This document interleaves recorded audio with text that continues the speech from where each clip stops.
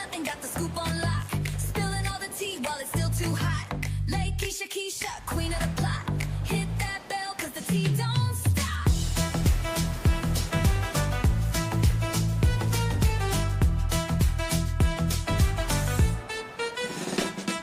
She don't miss nothing, got the scoop on lock. Spilling all the tea while it's still too hot. Late Keisha, queen of the plot. Hit that bell, cause the tea don't stop.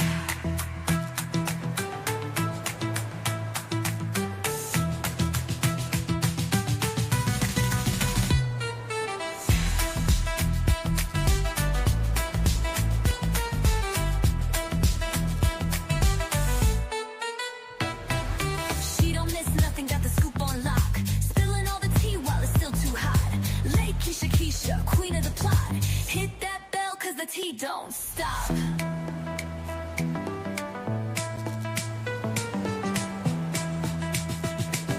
Hit that bell, cause the tea don't stop.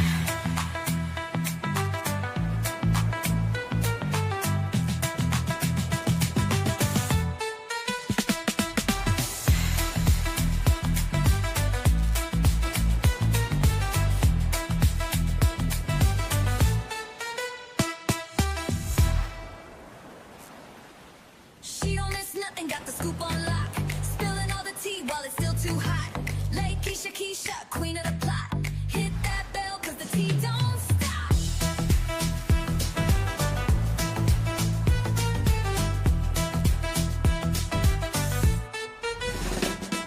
She don't miss nothing, got the scoop on lock. Spilling all the tea while it's still too hot.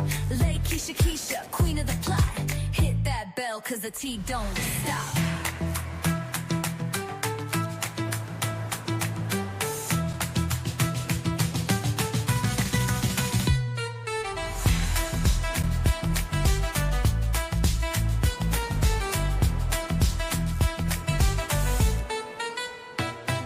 She don't miss nothing, got the scoop on lock. Spilling all the tea while it's still too hot. Late Keisha, queen of the plot. Hit that bell, cause the tea don't stop.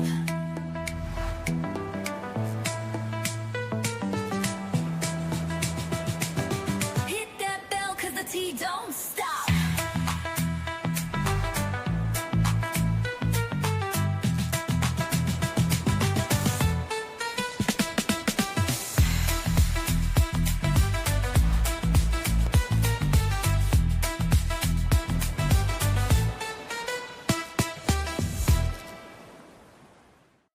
She don't miss nothing, got the scoop on lock. Spilling all the tea while it's still too hot. Late Keisha, queen of the plot. Hit that bell, cause the tea don't stop.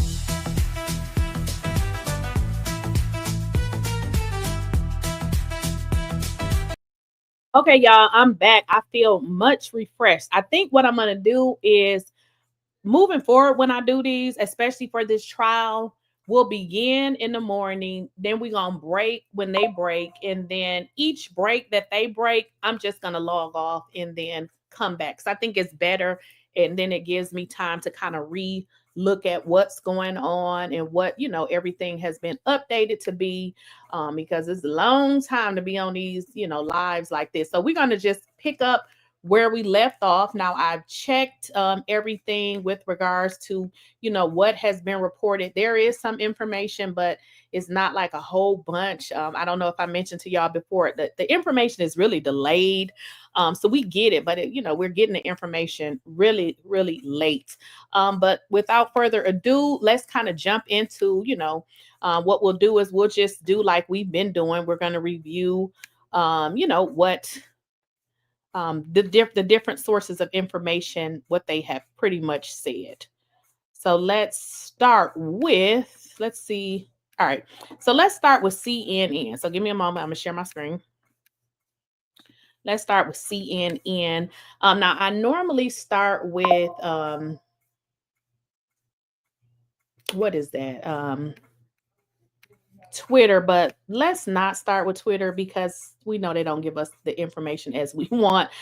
So even if I go back, they kind of just, well, wait a minute. I'm just going to scroll. Okay. So I'm gonna just start from well, I think I'm gonna start from the bottom because when I work my way up, it actually makes more sense. Okay, so the judge is back. The judge is back on the bench. The judge is back on the bench, although the jury hasn't been brought back yet. When the jury comes back, Shereé Hayes, a former male, worker, dancer, or whatever, is going to testify. So we're gonna start there, but we're gonna start here because with this one, they kind of give us more information. Now, before we went to lunch, y'all know the jury was dismissed for lunch, and let's kind of briefly go over what happened today before they went to lunch. Now, this is the jury. Now, this is day 7 of the Sean Diddy Combs federal racketeering and SEX trafficking trial. Here's a recap of what the witnesses said on the stand today. Now, if you didn't see the first one that I did live, we kind of covered all of this. But if y'all wasn't here for the first one, we're going to do a recap. Now, his former assistant, Diddy's former assistant, David James, testified. Now, what he testified is that he never personally saw violence. David James, an assistant for Sean Diddy Combs from 2007 to 2009 for 2 years during the early part of Combs' relationship with Cassie Ventura, testified he did not personally observe physical violence between the pair. He talked about the shocking hotel rooms buying supplies for Combs. James said he was stock and organized the hotel rooms for the music mogul. James testified he was tasked with buying personal items like condoms, baby oil, and Astroglide for Combs, but was instructed not to submit these items for reimbursement through the company because they were items he didn't want to have a record for. Now, witnesses to Combs' alleged drug use, James testified that he saw Combs take the drugs and give them to his friends. On a couple occasions, James procured those items for Combs, and he testified to that. Now, James also talked about being subjected to a lie detector test and searches. When one of Combs' Cartier bracelets went missing, security searched through James' belongings, he said, and on 2 other occasions when Combs' possessions went missing, the former assistant had to take a lie detector test, calling the whole experience very, very intimidating. So, for some reason, they thought this man was a thief. Suge Knight confrontation. Now, he testified about the Suge Knight confrontation, which, if you guys follow the lawsuit, y'all know that Cassie had referenced the Suge Knight confrontation in her lawsuit. The first time James felt like he was in danger as Combs' assistant was when he went with Combs' security guard to a dinner to get food for Combs and the staff. Upon arrival, the pair ran into Combs' rival, Suge Knight, and approached him. James said, all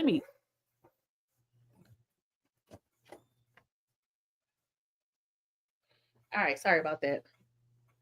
So what he said is that he ran into Suge Knight and approached him. James said when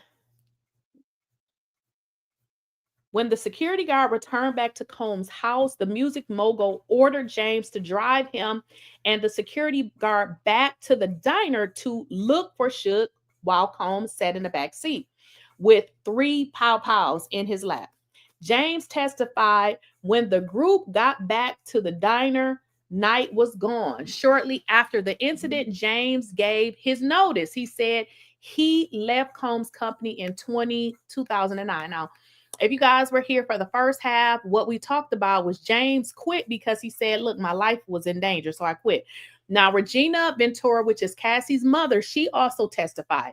Now, what she testified to is, let's just go over it.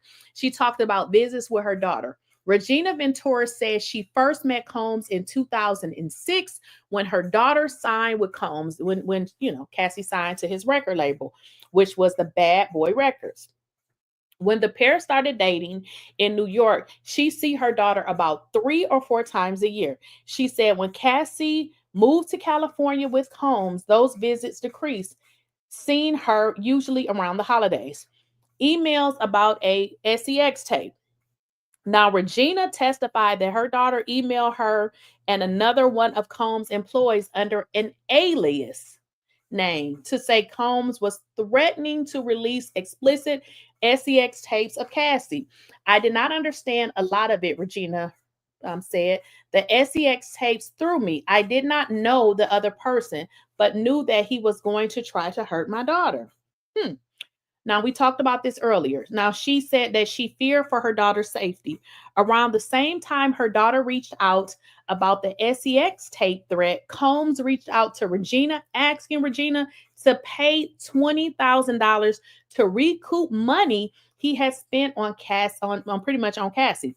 Regina testified Combs was angry that her daughter was now in a relationship with Kid Cudi. This is what Cassie's mom said. The only way Regina and her husband could get the money was to take out a home equity loan. She testified that she had wired money to the bad boy account.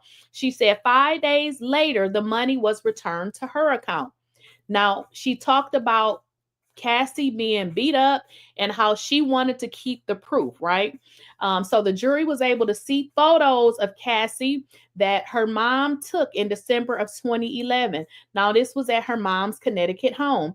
After Combs physically and allegedly assaulted her in an effort to keep evidence, Regina said she took pictures of the bruising and wanted to, make sure she kept that record of it. Now, before lunch, we went into the Shereé Hayes. Now, if you guys were following, Shereé Hayes was an escort. Now, if y'all was here, let me kind of show y'all, because we actually went to this man's website because he got a whole website.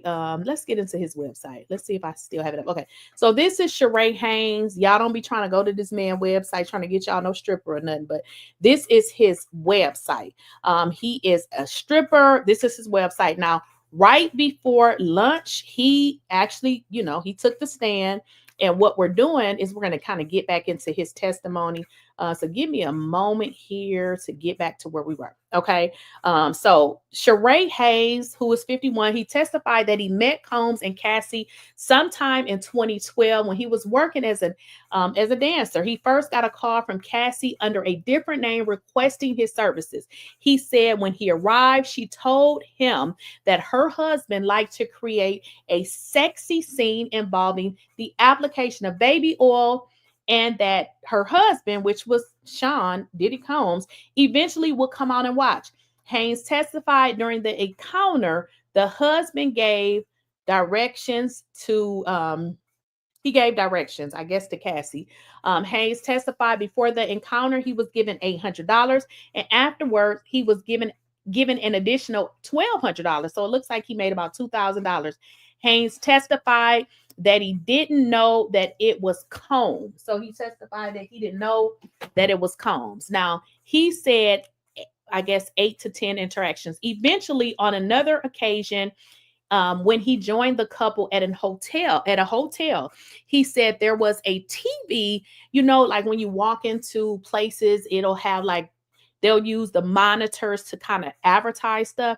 So he noticed that on another occasion, when he met them at a hotel, that there was a TV welcoming, and it said Mr. Sean Combs. Hayes, he testified it was at that time he realized that Cassie's husband was Combs. He said that he testified that he joined the couple for similar interactions, so about 8 to 12 times. So he testified the amount of times that he had actually had an interaction with them.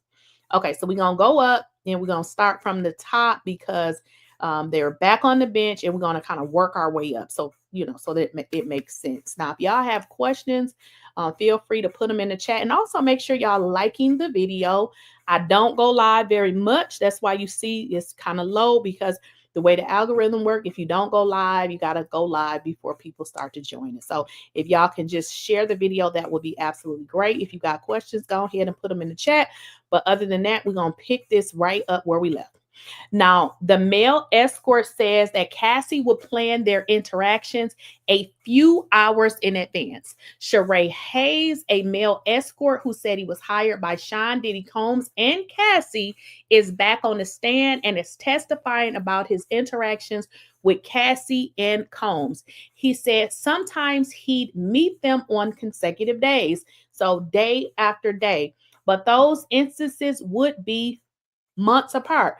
So what he's saying is, yeah, I did meet him, consecutive days, but sometimes it wasn't every day. Sometimes it may be a month here or there. Haynes said he always met them at a hotel in New York City. Sometimes he meet them at 2:30 a.m. ET and wouldn't leave until about 11 a.m. Eastern time. Haynes said he usually received a message from Cassie planning a few hours in advance. Now they're calling Cassie Ventura. I'm just going to say Cassie, okay? Okay. So male escort gives more details about what happened during encounters with Cassie and Combs. After the first few occasions with Sean Diddy Combs and Cassie, the male escort said he understood that he was hired to create a sexy scene, which could then escalate to a more sexual scene. He said each time would start with Cassie and himself applying baby oil. Combs was always present, Haynes said, and he would sit at a distance giving directions to Cassie about the angles, the lighting, and sometimes the sexual activity. The encounters lasted about 4 hours, according to Haynes. He mentioned being directed during the encounters, and afterwards Combs would leave, followed by Cassie.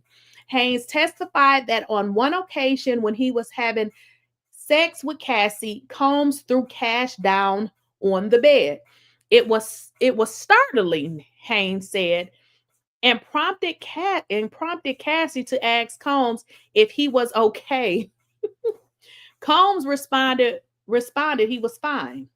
Haynes testified. This is what he testified. Haynes was later paid with that cash.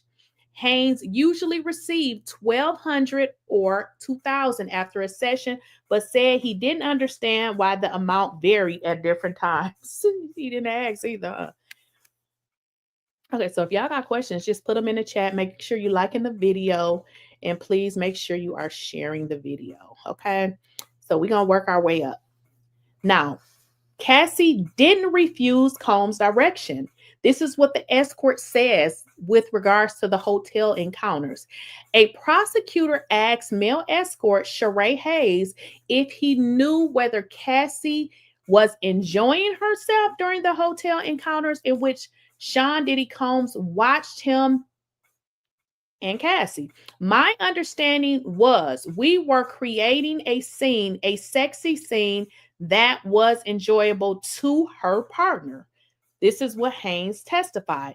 I did observe sometimes a sigh, a wince that seemed to be frustration at the frequency of Combs' directions, Haynes said. Cassie was usually looking in Combs' direction during these encounters. Haynes said he never heard her refuse one of Combs' directions, he said. Okay. Combs never appeared to be intoxicated, Escort says. Shereé Hayes said he never used drugs with Cassie and Sean Diddy Combs. They sometimes offered him alcohol and marijuana, he said. Hayes also said he never saw Combs take drugs, and Combs never appeared to be intoxicated during these encounters.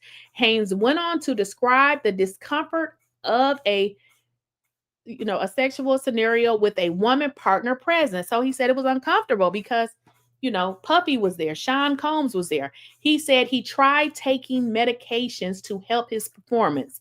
So I don't know if y'all remember, but let me just draw your attention to this.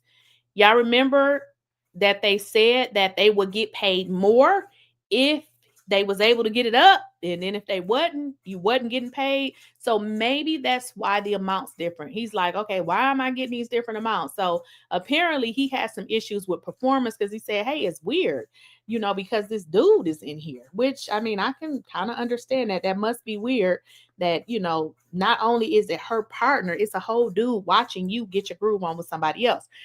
Okay, he said it was a lot of pressure. He said, Hayes said his last session with Cassie and Combs was in 2016. He said failed to perform and was never called back. Okay, y'all, we on to something. Remember, I'm tying the dots and everything together, because remember what he stated was, or what was stated in the information was that if he or whoever this escort, whoever they called, if they were not able to get it, to perform, and one of the things in performing is being able to get it up and being able to, do all of, the weird stuff they ask. And then if you're not able to do that, they said your pay is low, so you get less money, and then apparently you're not asked back. So what he's saying is, he has some problems performing due to the pressure of, this whole dude there. So he said they never called him back. He said before he left, Cassie paid him and thanked him for being private and respecting their privacy in terms of their interactions. And this is what he testified. Now, the defense has started to cross-examine a male escort. Now, it looks like the defense attorney who's cross-examining on Puppy's team is Xavier Donaldson, is now requesting Shereé Davis during cross-examination. Donaldson asked how Hayes was doing. Pretty good. Surprisingly, he responded. The escort testified he started being a dancer in 1995. Shereé testified that he began his career as a dancer somewhere in 1995. He said that he is now a partner at Hooklemania. What is Hooklemania? So Hooklemania is, I guess, a dancing company for, dancers, I guess is pretty much what he's saying. Now, Escort says he never considered Cassie to be a personal friend. So he's like, he did not consider her to be a personal friend. When asked by the defense attorney, Xavier, Shereé Hayes acknowledged that at the time he thought he was the only person that Cassie was having, excuse me, y'all, was having sex with in this way. And wait a minute. He said he thought he was the only one that Cassie was having sex with in this way, and he felt special. Okay. When Donaldson suggested Hayes develop feelings for Cassie, Hayes said that wasn't true. Donaldson pointed to documents from one of Hayes' meetings with prosecutors where he told them he began to develop feelings for Cassie. That may have been taken out of context, because that's not the case, Hayes said. Hayes said he never considered himself a personal friend of Cassie. The two never spoke personally outside of the brief banter before a session, he added. Hayes testified he didn't sense discomfort from Cassie. Now, that's not good, because if y'all, remember, this entire case is built on coercion. I cannot say that word, but the whole case is really built on the force of him, Diddy, forcing Cassie to do, all of these things. So what he's saying is, I mean, I didn't sense that, Cassie was not liking this, is what he's pretty much saying. Okay.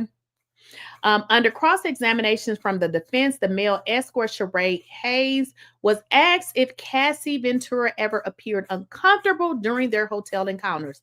I did not get any clues that there was a discomfort with what was going on, Hayes responded. It seemed as if it was consented as far as I was concerned, Hayes said. So that's not good for the prosecution, because this guy is saying, well, from what I'm seeing in all of this, it seems like Cassie was with it. It's pretty much what he's saying. Now, we don't know if she was, but keep in mind they can only go on what the witnesses is saying. They can only ask the witnesses, and based on what this guy is saying, he like, look, if she seemed comfortable to me, I mean, hey, she seemed like she was cool with it. She seemed like everything was okay, because keep in mind, this case is built on, force, like she was forced, because that's what they've been saying. Okay. Hayes said that as an experienced dancer, he always reads the room to make sure the people he's performing for are comfortable. Escort testifies he never saw filming or violence during time with Combs and Cassie. So he like, look, I ain't see it. Like, I ain't see nothing. Okay. So this is what he said. Shereé Hayes said that during his encounters with Cassie and Sean Diddy Combs, he never observed any filming or any violence. He said marijuana was the only drug he saw during his time with Combs and Ventura. He confirmed that Ventura never appeared to be under the influence of drugs when he saw her. Okay, so we done caught up, y'all. And see, y'all see how, I started late and how I caught up, because when they're sending the information over, it just takes a minute. So that's why I wanted to just start a little bit late, because it gives them time to put the information out there, and then we can catch up, because we can read this stuff pretty fast, but they really can't put it up there that fast, right? So it looks like defense attorney has finished Shereé Hayes' cross-examination. Assistant U.S. Meredith Foster is on the redirect. So I feel like this is going to be the last one of today, because if y'all remember, they stopped at 3:00. So I don't anticipate them bringing somebody up, or they might take advantage of that 30 minutes. So Hayes is now off the stand, and a special agent is up now. The testimony of the male escort is finished. Gerald Grannon, a special agent with Homeland Security Investigations, is on the stand now. Now he is the 10th witness called by the prosecution. All right, so we're gonna flip over to my next source, y'all, because that's how we do it. We just flip to different sources to see what is being reported, and we roll with it. Now that was CNN. I really like CNN. I think I like how they do the long-handed responses versus I love inner city press, but that shorthand is driving me insane, because I can never understand what the hell they saying. Okay, so we're gonna jump over now to inner city press. So give me a moment, because now they got a whole nother witness on the stand. I kind of thought that maybe they would end it, but I guess the judge is sticking to that schedule. They're gonna end at 3:00. So I don't think that they'll get done with this witness. But yeah, let me just kind of catch up.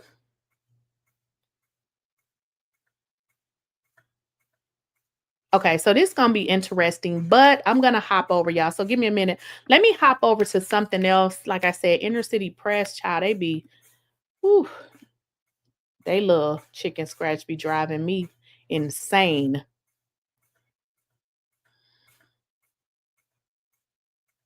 Okay, so let's kind of get into this, because we're gonna kind of divert to something else while they update the information, because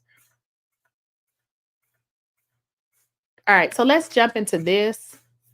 Just give me a second. We're gonna look at some more stuff.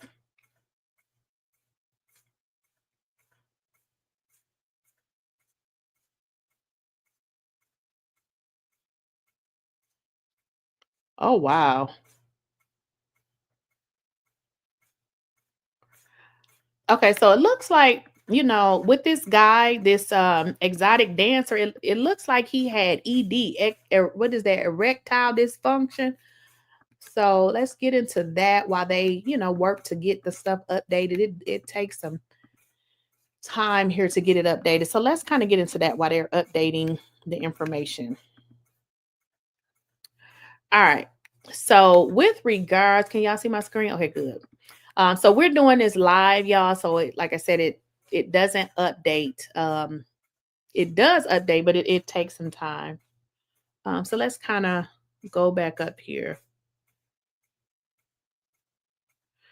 And this is the reason too, guys, why I jumped from different sources, because Some sources have 95%, and then you can get the other 5% from other sources. Now, the reason why I did not read a lot of this, because a lot of this is kind of what I just talked about, but what this guy, Shereé Hayes, it looks like he testified that he wrote a self-help book about his experience with erectile dysfunction called In Search of Freezer Meat. Haynes said the book details his journey trying to cure his condition and that he tried to make light of the issue to be relatable. What's harder than freezer meat? Haynes said, explaining the book's title during cross-examination. So that kind of answers some of our questions. That's why they didn't call his tail back, because boy, you got problems. So it looks like this guy has some issues, so that's probably why they didn't call him back. If y'all remember, he said that, he was uncomfortable and pretty much couldn't perform. And I guess that makes sense. He couldn't perform because he had other stuff going on. So this is just getting into the book. Now, he said he described his sexual encounters with Sean and Cassie Ventura in the book, but didn't use their real names. He elaborated that those sections took up 6.5 pages out of 182 books, so only 6.5 pages. Haynes characterized them as powerful, rich couple and said he sensationalized it to make an entertainment story for the book. All right.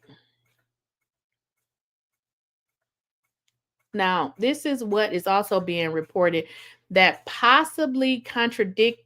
possibly contradicted his earlier testimony that Cassie sometimes winced and sighed. So what they're saying, y'all, is when we originally got into this male escort's testimony, he kind of said in so many words that, I don't know, Cassie, she was comfortable with it. He said she was comfortable with it, but in earlier testimony, he said she sighed. And, so, would that indicate that she was comfortable? So it's like, was she comfortable or not? So first he kind of says that she's not, but then he says she is. So that can be a little bit hard to read because you're saying two different things. What they're saying is that he possibly contradicted his earlier testimony when he made statements that Cassie sighed at Combs' instructions during the freak-offs. Now, the dancer, Shereé Hayes, said under cross-examination that he would not have had sex with Ventura during the sessions if he thought she was uncomfortable. There were no cues about any discomfort, correct? Defense lawyer Donaldson asks. That's based on your 25 years experience doing dry humping on hundreds of thousands of women. Wait a minute, y'all. This is crazy. Dry humping. Oh my God, get you a better job. He said correct. Oh my gosh, this is too much, y'all. Okay. So, he was, he's testifying that he did not see Cassie feeling uncomfortable. That's what he's saying. Now, the government is now questioning him again to address comments he made during his very colorful cross-examination. So the prosecutor Foster asked Hayes, a male dancer, about his stated belief that Cassie enjoyed herself during their freak-off sessions with her man, Sean Diddy Combs. What made you think that Miss Ventura was enjoying herself? Foster asked. Hayes described performing oral sex on Cassie, after which he said she scooted toward him as if to give, let me go back. Haynes described performing oral sex on Ventura, after which he said she scooted toward him as if to get ready to do the do. He said Cassie also looked back to Combs as if getting his consent. Okay. And Combs responded, "Go ahead, enjoy yourself." Okay. So he's saying that, yeah, she wanted to do it because this is why I think she wanted to do it, because this is what she did. But she asked if he could, basically look back at him, was like, can I do it?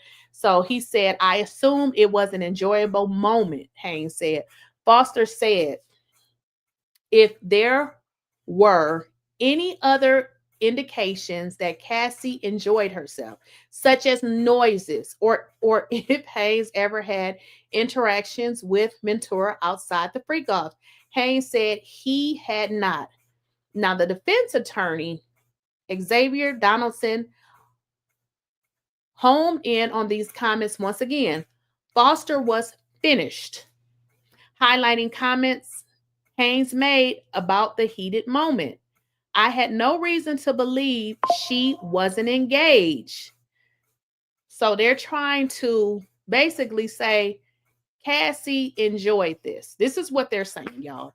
Now, for a change of pace, the government has called its next witness. Now, again, they called the Homeland Security guy. So let's jump over, y'all, to our other source here and see, have they updated it here. So give me a moment.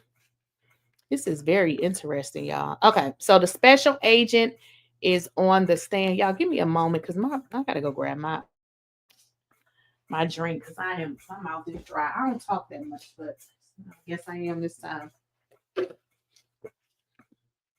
Oh, I had to grab me something to drink. My mouth is super dry. Okay, so now we have the special agent on the stand. Now, if y'all hear me, make sure y'all like the video now. All right, so let's go. Let me see. Can y'all see? Okay, good. So we have the special agent on the stand. All right. Okay, special agent gives details about the March 2024 raid on Combs' Miami Beach home. Now, I know y'all remember the raid. Hopefully, do y'all remember the raid, on his home? Let me see if I can find it. Yeah, his home was raided. So if y'all don't remember the raid, let me kind of show y'all some images. So if y'all remember, all of this happened. So this was kind of the raid on his home. It was all over social media, and they showed pictures. It was all over TMZ. They ransacked everything, went through everything, opened up everything.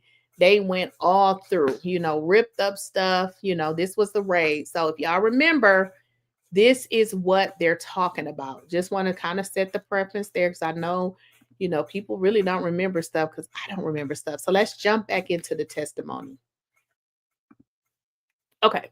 So are y'all seeing my screen? Yep. Okay.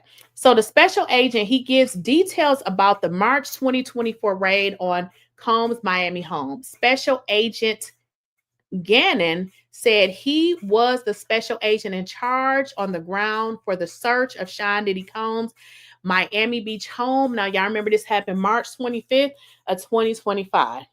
Now, he said that the search was assigned to his unit because it was tied to a human trafficking investigation. Between 80 and 90 law enforcement agents participated in the search because of the size of the property, he said. The home is about 20,000 square feet and includes a main residence and a guest house. This is what the special agent said. This is what the special agent said, okay? Let's see here. The search required the special response team to deal with security measures on the property. So remember, if y'all recall, it's a big house. He got security and all, stuff like that. So it said the search required the special response team to deal with security measures on the property. Okay, so Gannon said, and about 25 special response team members gained entrance and cleared the property to ensure the property was safe to start the search. they were prepared to potentially confront armed security. I mean, he more than likely has armed security at his residence. So this is what they're saying. Gannon testified that some agents were positioned on boats to potentially intercept anyone trying to leave the property via the direct water access of the property. Oh, they was ready. The search began after 3 p.m. Eastern time that day. Usually search warrants are executed early in the morning around 6 a.m. Eastern time or so, but they waited for Combs to leave. Dang. Gannon said law enforcement understood Combs was scheduled to leave on a trip with his family. Oh, this makes sense. This is what they testified. That's crazy because if y'all remember, during the time that this happened, they actually stopped him at the airport. Okay, so that makes sense. So they actually, they're saying, look, we waited for him to leave. So wait a minute, what just happened here? Okay, so let's see if this is updated, y'all, because I gotta see if it updates. All right, so it did update. So let's give me a second. All right, so we're just waiting for that to update. So let me just jump on to the next. Jump on to see what's. Let me go to our next post, y'all, because gotta wait and see. Let it update here.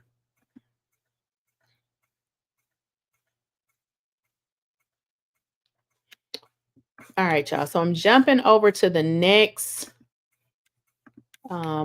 source. It just take them a minute to update. Okay, so we got the next little update here. All right, let me share. Okay, so what the agent said is they actually waited for him to leave because they said that he was scheduled to go on a trip. So they knew this. So they said that the reason why they did not enter his home until 3 p.m., they said because he was there and they was waiting for him to leave. Okay, so this is a picture. If y'all can see it on my screen, this is just a picture. And the agent is giving details about the March 2024 raid on his Miami Beach home. Now, the agent broke through Combs' Miami Beach front gate during the search. This is what the Homeland Security agent testifies. Now, the jury was shown a picture of Sean Diddy Combs' Miami Beach home's front gate, which was broken. Agents used their vehicle to break through the gate to enter the property.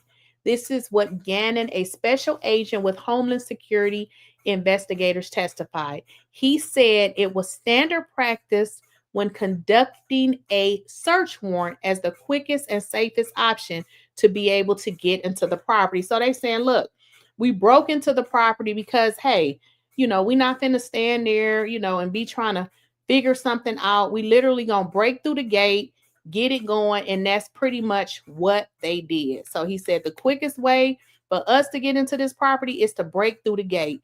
And that's exactly what what they did. He said they broke through the gate. And after they broke through the gate, they was able to maintain, access to the property. So, with that said, that's pretty much what happened. They broke through the gate. And that is pretty much what they said. So let's keep on following it and see what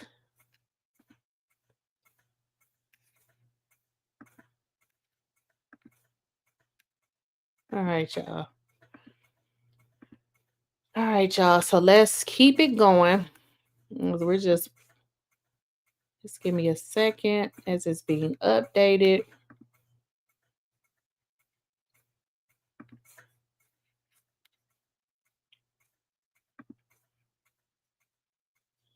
Okay. All right, y'all. So let me look at the next and see if this is updated. So I'm going to unshare and then I got to go back in here and because the only way to see the updates, you got to like constantly refresh it. Okay. Okay. So let me jump over to my next source here and see what's happening. Because I know it should be ending soon because they said they end at 3 o'clock. All right, so let me go to my next source. Let's see what's going on over here.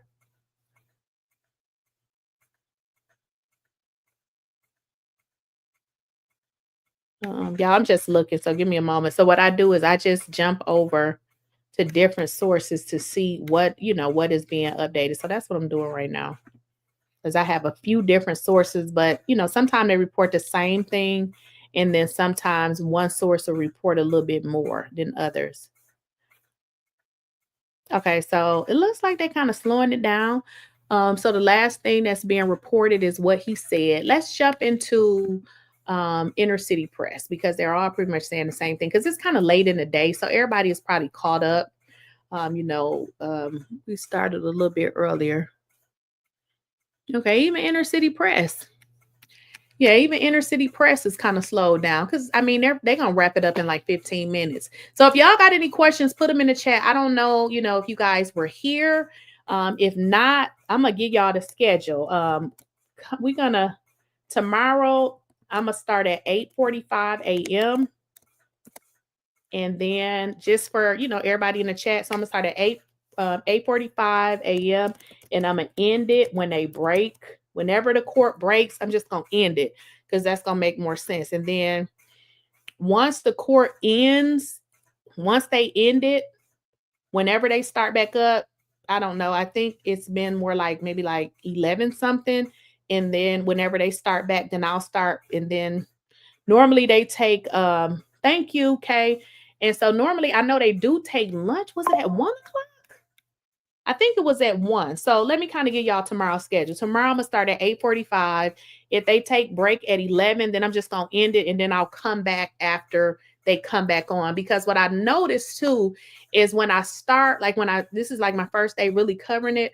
But when I start in the morning, you got to kind of wait for the information to come because although they're in court, once they send the information over to like the media and stuff, it takes some time. So it's kind of like we're waiting.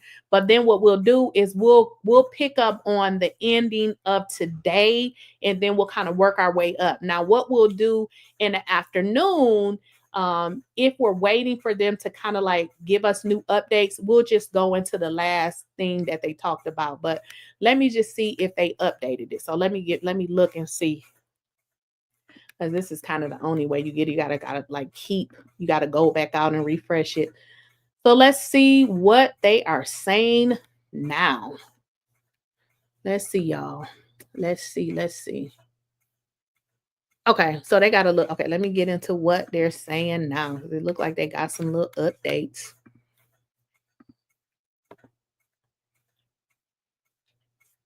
Okay, so we're gonna go with inner city press because they got some small updates. I mean, I'm gonna share my screen here. Okay, so inner city press. I mean, like I said, inner city press is, they give us a little bit, but not everything.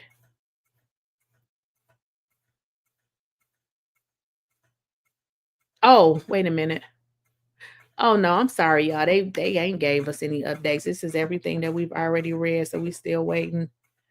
And like I said, inner city press is kind of slowed down. They normally was giving it to us back to back. Let's see. Let's see.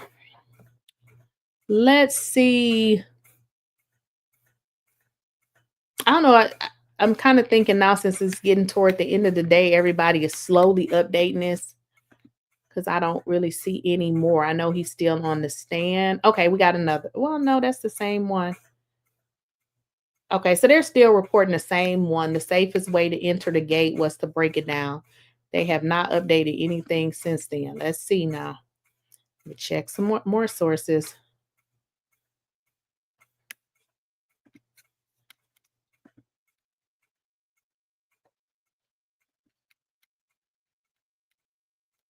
All right, let's see.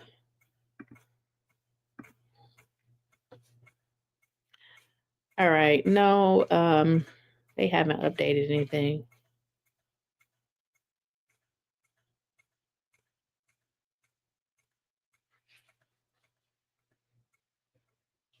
Okay, so nothing, y'all, has been updated yet. I'm just looking. Okay, wait a minute. Did they put him back on the stand? I think they put the former assistant back on the stand because it says it was updated at 2:35. But let me just make sure. It looked like they put, let's see, it says Sean Diddy Combs' former trusted assistant David James is back on the stand. So y'all, it looks like they put the former assistant back on the stand. Let me just confirm. Let me confirm here. Let me stop sharing. So I like to check with like multiple sources, but it looks like they done put the James dude back on the stand. Let's just make sure. Because this stuff is so hard to follow. But I think that's what I read. Well, it's not updated. Inner City Press haven't updated in 31 minutes. What's up with y'all? Y'all tripping? All right, so let's just skip, hop, and jump to another one. Let's just see here. Yeah, this one say 25 minutes ago. So everybody just like taking their time by updating it now to get to the end of the day. All right, y'all. I'm checking another, but I think the okay, 6 minutes, hopefully. So it looks like y'all, from what I'm locating, it oops, what was that? It looked like the ex assistant is back on the stand. That is kind of weird that they will be putting him back on the stand. No, that's not true. That couldn't be right.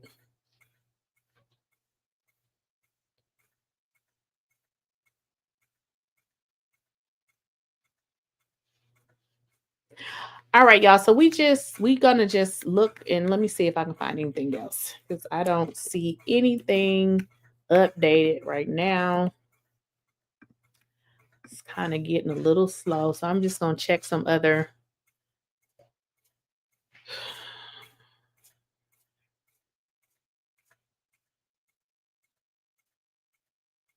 All right, I'm gonna look. I'm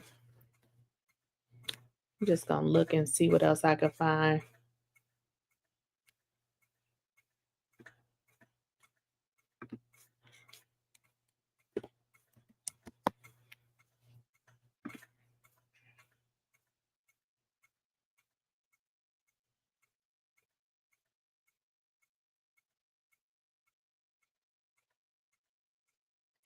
All right, so I'm just looking on some other blogs, and nobody is really updated with nothing, honestly. Let me just, because what they're talking about on those blogs is stuff we done already talked about hours ago, so they definitely behind. I feel like it's gonna be over or something because nothing is updated, y'all. So I'm gonna keep looking. So Inner City Press. Let me check something else. Yeah, I'm gonna check one other source. Let me just see. But I think it may be ending. That's probably why they're not updating it. Because if y'all remember, they said that they ending it at 3:00. So let me check one other thing. One other source. So just give me a moment to check it and see what they reporting on their end. But I feel like it's getting ready to be over for today.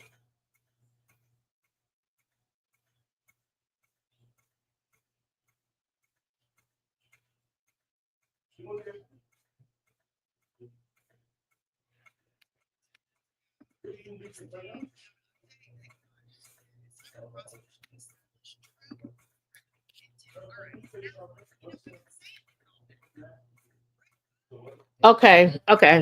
So we got a small update, y'all. Okay. So like I said, I think it's pretty much coming to I'm sorry, I think it's pretty much coming to an end for the day. Uh, yeah, I think it's coming to an end. But let's get into what we do have. That's what I'm saying, y'all. With this, it'd be a little slow because okay, here we go. It's time for the prosecution to establish true criminal intent, former prosecutor says. Do y'all think they did that? I don't know. So it's time for the prosecution to establish true criminal intent. This is what a former prosecutor says.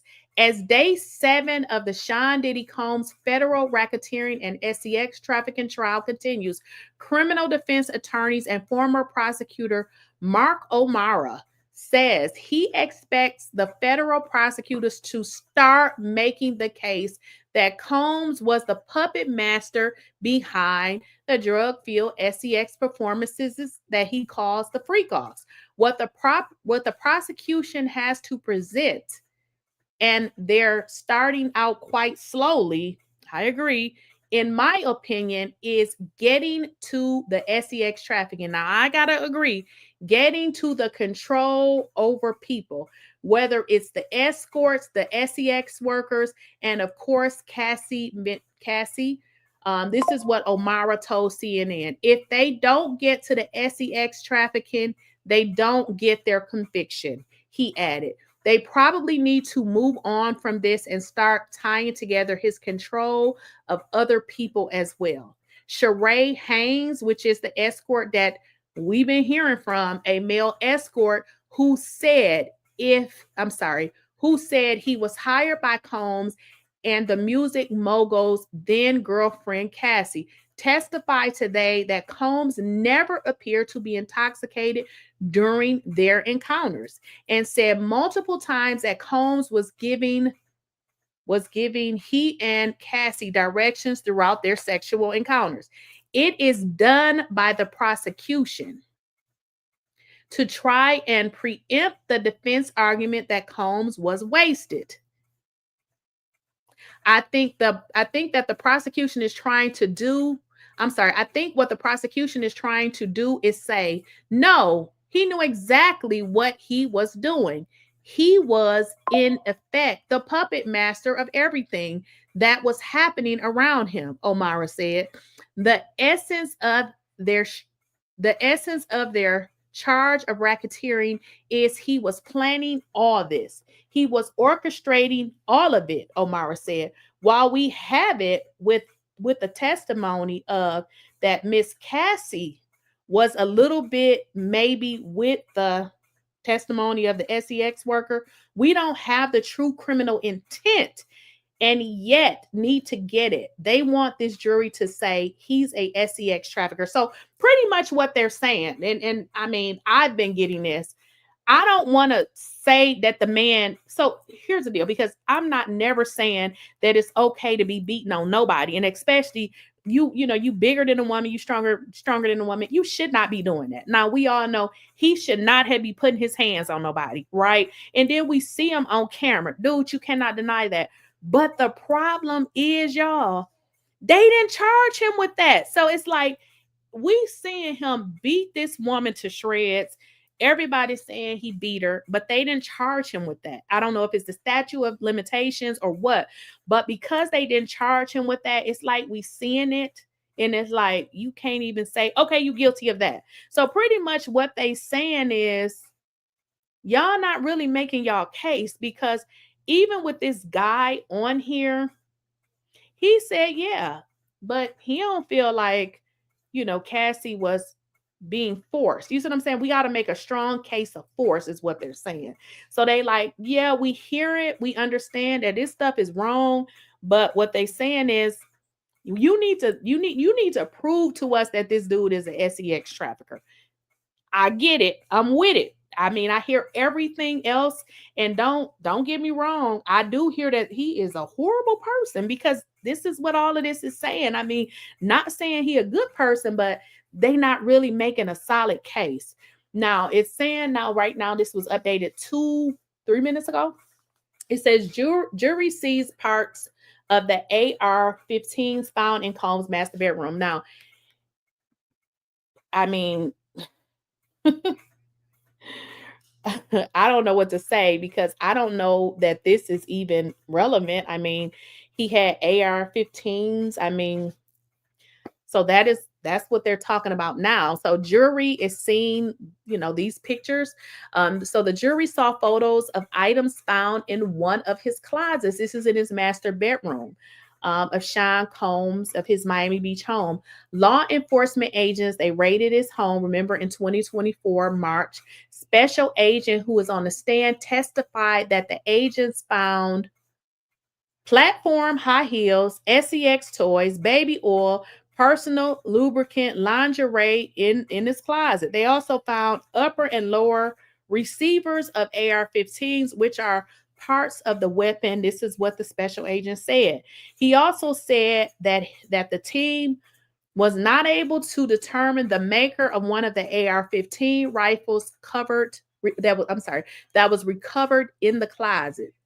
So basically what they're saying is we don't even know where this rifle came from because there's nothing on here to give us any indication where this damn gun came, or where this rifle came from. Okay.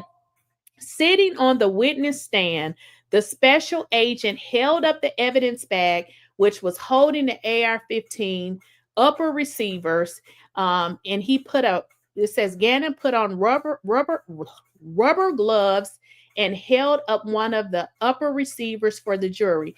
He said there are zip ties securing the gun, so it's not able to be fired. What y'all think? I gotta get my cord because y'all give me a second. I gotta plug up my computer because I done been on this thing so long. The dang on computer about to die. And if it goes down, that means it's kind of all right, y'all. My computer about to die. I have to plug it up. So this is what they saying, y'all. They found, yeah, okay. And it was raid discussion, but you're right. Okay. I'm getting RICO and trafficking. Maybe the extortion part, but that's about it. Yeah, I don't know. I mean, this is the thing. So this is what I'm hearing. When you introduce a case to the jury, you want them to believe without a reasonable doubt. Now, some people is gonna believe it's trafficking, but then some people gonna be like, no. So what they're saying is the case isn't strong. So what that means, in order to get a conviction, how many people? I don't even know. Do y'all know how many of the jury has to say guilty? But what they're saying is when you haven't proven the case, it's mean that there's doubt. Like some people gonna be like, I don't know.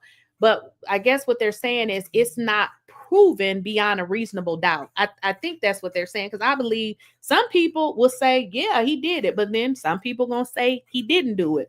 So I think that's what they're saying. They're like, look, if you're trying to get a conviction, you're probably a little bit short. So let's see, y'all. Okay, so they're talking about the magazines and the serial numbers cut out from the AR-15s that they found. Let me see if it's updated. Oh boy. Let's see, y'all. Oh, not that one. Okay, yeah, that one.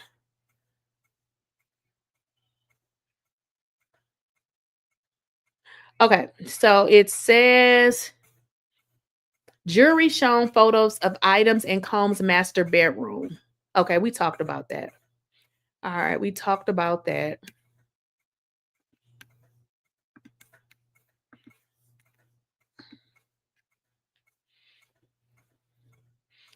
Okay, let's see what else they're saying. Okay, so they're still on that where the jury. Okay, so they still there. So this guy is still on the stand. I'm just looking for any updates. I feel like it's gonna end because it's 3:00, y'all. And this was 7 minutes ago. They showed the photos, of what was found in his master bedroom. So, right. Okay, unanimous. Is that everybody? I don't know. Let's see. I mean, I don't even know how many jurors needed for conviction. Let's see. In a federal crime trial, conviction requires a unanimous verdict. Oh, girl, I didn't know that. See, I didn't know that. So, and see, that's what I'm saying. Unanimous, that means everybody. So I feel like when they say they need to prove the case, I feel like they're not going to get that right now, because some people are going to be like, well, they don't. So I think what they're saying is they need to clear out all of the doubt, because some people is going to feel like, I don't know. So yeah, I didn't realize that. It says that. It says in a federal criminal trial, a conviction requires a unanimous verdict from all 12 jurors. That means every juror must agree that the defendant is guilty. And I didn't know that. So I just learned something. So that's pretty much what they're saying. I don't know, but we don't know. I mean, those people could say that he guilty, but I mean, they still got some time to go here to kind of prove it. We don't know who they gonna have next, but I feel like it's over. But let me go and see what the inner city press is saying, because they did say that they were gonna end at 3 o'clock. So we'll see. Let me check and see what they saying over here.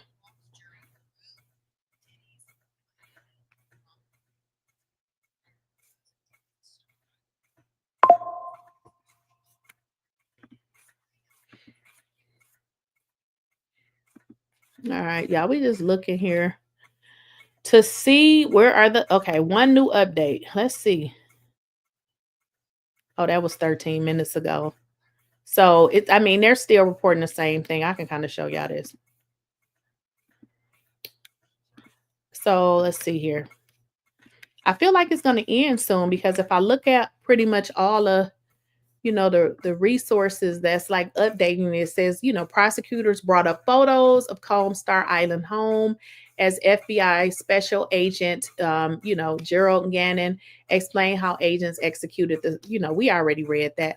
I just feel like I feel like they should have charged him with some form of physical, violence, because for one, definitely saw that. And I don't know why, you trying to send somebody to jail forever. You should at least try to charge them for what we can see that they did, which I feel like is, I don't know, but we'll see. They may convict them. They might.